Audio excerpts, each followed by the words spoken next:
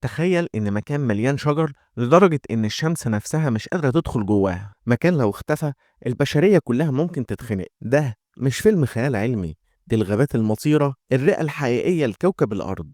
الغابات المطيرة يا صديقي بتغطي حوالي 6% بس من سطح الكوكب، ومع ذلك بتنتج أكتر من 20% من الأكسجين اللي بنتنفسه على كوكب الأرض. وعلشان كده العلماء بيسموها رئة الأرض. المكان ده مش مجرد شجر أخضر، ده عالم تاني خالص، عالم مليان كائنات غريبة، من حشرات سامة لطيور ملونة وحيوانات نادرة مش هتلاقيها في أي مكان تاني. لكن مش بس هتلاقي هناك الحيوانات، التربة هناك غنية جدا، والنباتات اللي بتنمو فيها بتستخدم كأدوية طبيعية. تخيل إن في نباتات في الغابات المطيرة دخلت في صناعة أدوية بتعالج السرطان وأمراض قاتلة كمان. بس بعد كل الكلام الحلو ده في مشكلة، ومشكلة كبيرة كمان، وهي إن البشر بيقطعوا الغابات المطيرة بسرعة مرعبة. مزارع، حرائق، استغلال خشب، والنتيجة آلاف الأنواع من الحيوانات والنباتات مهددة بالانقراض. يعني الغابات المطيرة مش مجرد منظر طبيعي بس، دي خط الدفاع الأول